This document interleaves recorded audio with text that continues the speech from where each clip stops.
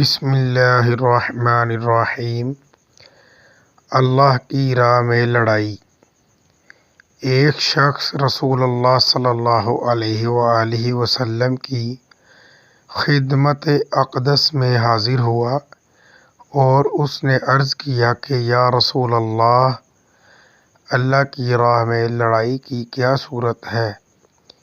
کیونکہ ہم میں سے کوئی غصہ کی وجہ سے اور کوئی غیرت کی وجہ سے جنگ کرتا ہے۔